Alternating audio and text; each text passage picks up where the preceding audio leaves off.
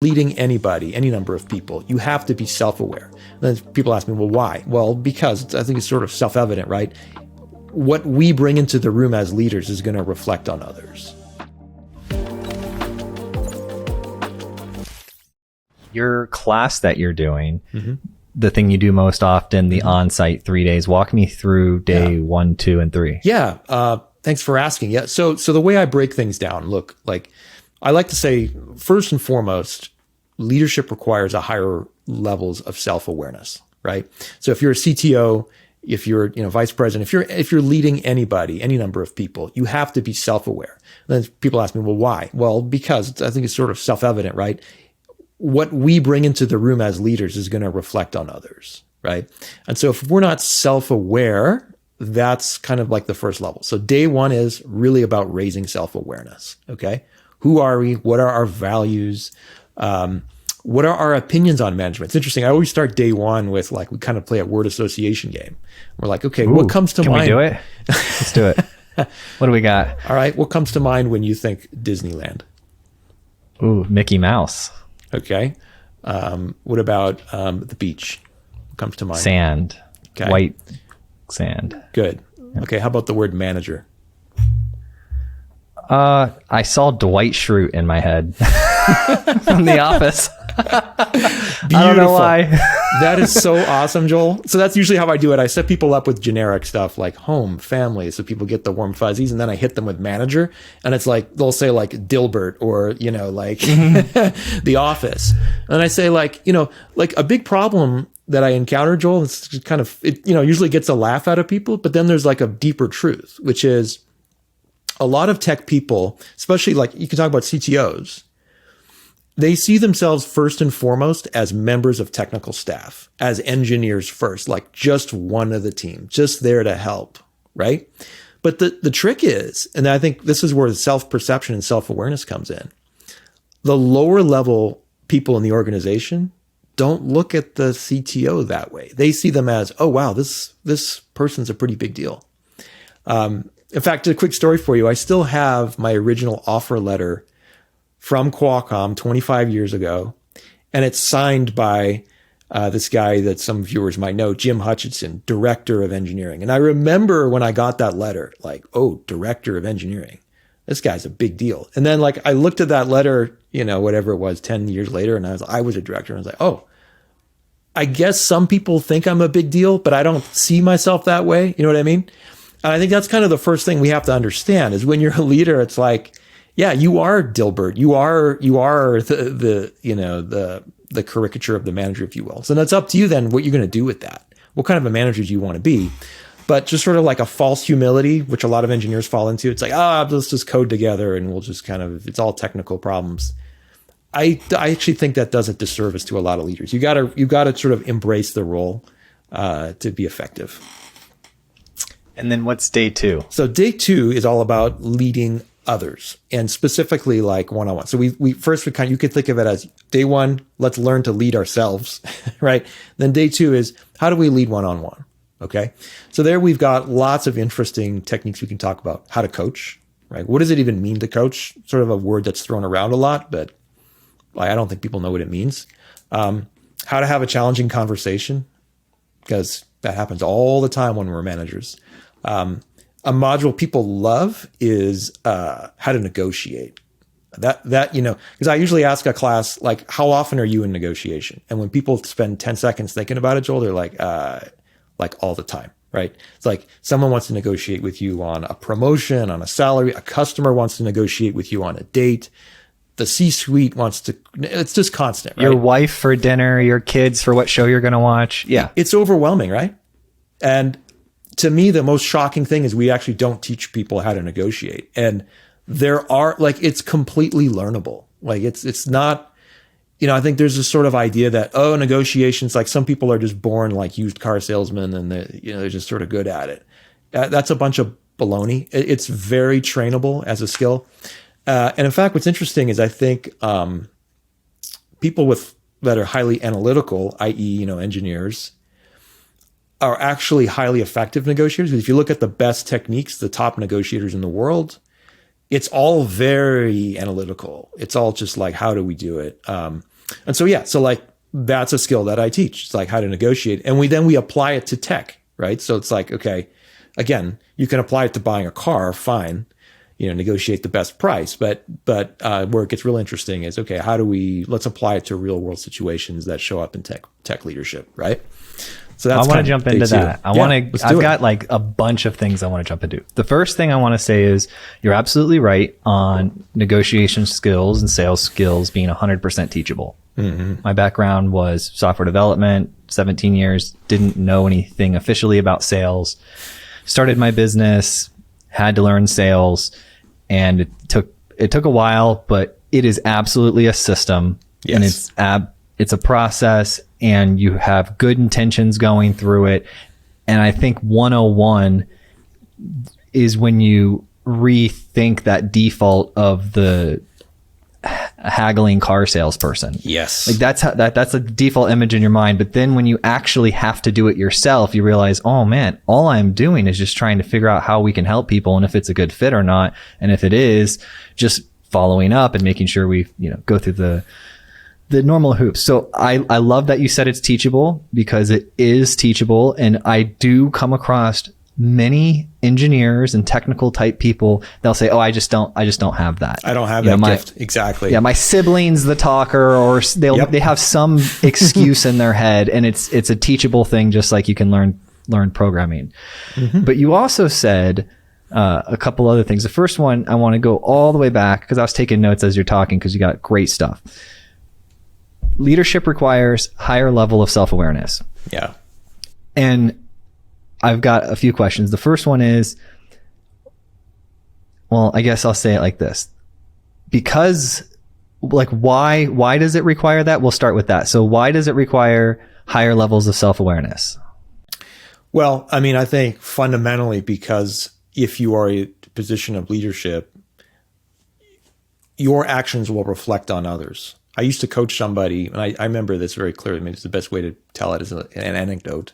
I was doing a 360 feedback for one of my coaching clients. And I said, we started talking about my client. And he said, here's the thing about this guy. He says, if he's having a bad day, everybody's having a bad day. And I was like, wow, exactly, right? And so if you don't realize the impact you're having on others, that the fact that people are looking up to you, that's a major problem. So you need to have the self-awareness to understand, how are my actions going to affect the rest of the team? That's to me is first and foremost. You have to have that. How do you teach that? I think there are ways to teach it. I mean, for example, every leadership training will actually teach a lot about emotional intelligence, right? So you can teach people EQ effectively. And I actually think a lot of the HR training on EQ, I don't think does a great job of it. So I like to kind of take a bit of a fresh take on it. On EQ. I mean, the fact of the matter is, like, EQ is a very, very important skill. They teach, I have a friend who's a private pilot, and believe it or not, they actually teach some level of EQ to pilots. And people look at me like, well, why would a pilot need EQ? Well, so here's an example. You're in an airplane, your engine cuts out. What's the first thing that's going to happen to you? You're going to get a flood of adrenaline, and you're going to start to panic, right? And what's the one thing you need, when your engine goes out? You actually need to remove that fight or flight response and calm yourself down and be rational to be able to land the airplane. And I tell people, look, it's, and at work, sure, it's not life or death, but it's the same thing. If you get emotionally triggered at work, you got to learn to calm yourself down. Otherwise, you're going to, make bad decisions. That's the other answer to your question, Joel, is one of the reasons why we need self-awareness is the job of leadership. Fundamentally, your work product are decisions, right? Once you stop writing code, once you stop contributing code, what your output are decisions. You're a decision-making engine. And we have good knowledge on this from emotional intelligence research and psychology that when you are emotional, in a triggered emotional state, you make bad decisions. That's just a fact. Like the phenomenon of being hangry is actually like, they've proven this in the lab. There's some fascinating experiments for example, where they ask people to do math problems before, just like when they haven't eaten for 4 hours, and you can show that statistically you do much worse. Or they ask people to do like exhibit restraint while they're hungry. They can't do it. So hangry is real. So like, Joel, like one piece that you asked me, how do you teach self-awareness? A lot of it is just like very basic things that we know about the human brain. Like I tell people, do not make decisions at, 11:50 a.m. And that's just like a piece of knowledge you can teach, and, just don't do it. Like you're going to make a worse decision statistically if you keep doing that. Well, and for people that are in different time zones or have different sleep schedules, he's talking about 30 minutes before you eat lunch, right? Yes, right. If you haven't eaten, yeah. I read that story about they took judges that would grant people their freedom, right? I forget the name of the type of board, but they essentially are trying to get out, and the judges will see them. There will be a panel of them, and they took the statistics of them granting the freedom or not, and they noticed that as you got to right before lunch, they denied people more often. Isn't that amazing? It's absolutely real. And I feel the same way about bias. Like, I think when people hear bias training, they groan. It's like, oh, here we go. It's an HR kind of legal compliance thing. But there's some amazing research on cognitive biases. Thinking Fast and Slow is a book that gets quoted a lot, and I've read that book, and I actually teach a lot of the findings in that book because there's a lot of like important biases that exist. And again, it goes back to the self-awareness point. If you're not aware of some of these biases, you will fall prey to them. They're just extremely prevalent, and engineers, I think, tend to think, well, I'm a rational agent, and I don't fall prey to that, but you can very quickly demonstrate, and I do it in my class. It's trivial to show bias, actually. It's very easy to, in a class, show how people are biased. Like one famous one is called the anchoring bias, right? Which is I can anchor people with a number. So, we can do it right now, Joel. I can say, I can ask you, how, do you think Gandhi was younger or older than 120 years when he died?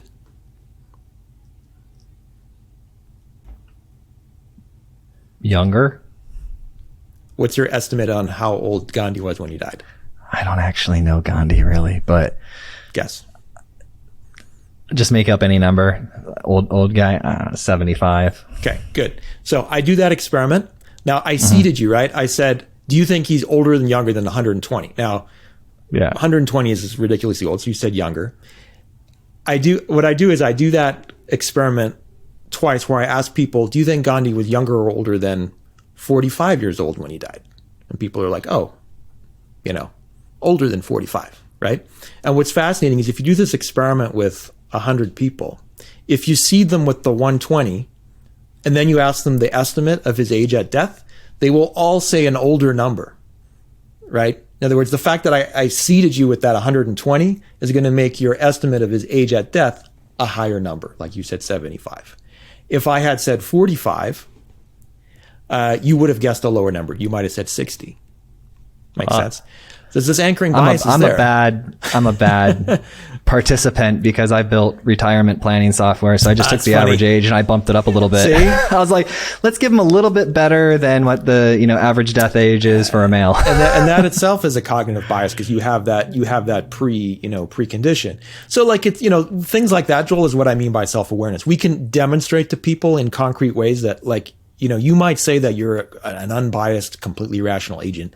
That's not true. Well, you can't be biased. Biases. That's like you saying you created something original. It's like, no, you didn't. Exactly. You can't not be impacted by your entire environment. I think that's right. And I wish that more of the quote unquote bias training we see would focus on that aspect, right? It got a bad rap. It did. It got a bad rap because when it got presented to, let's say, consciousness or a people as a whole, it came with the tag that they're bad. That's it. Everybody learned about conscious bias, or whatever the word is, by learning that it's a bad thing, and there are these bad things that are causing you to make these bad decisions. And it's not. It's a whole field of a concept. I think that's exactly right. Instead of framing it as a black or white, bias bad, non-bias good, you're right. We should just acknowledge that everyone is biased in some way. because they're the product of their upbringing, what they had for breakfast. Like, everything that brought us to this point, you and me talking, is sort of precursor to what I'm going to say next, or what the next decision I'm going to make is, right? And so that's kind of what we should be teaching, is like that. And that, by the way, is why we want diverse opinions, because you don't want 100 people working together that grew up with the same upbringing, had the same thing for breakfast. Like, then you're just going to get, groupthink, right? And so, like, yes, like once you kind of unpack that aspect, then you realize, okay, I get it. Like there's real bias out there. So yeah, like that's kind of what the self-awareness, I think, component brings. It allows us to do things like, like for example, like I just did the Gandhi thing, but it could just as easily apply to estimating software schedules, durations, right?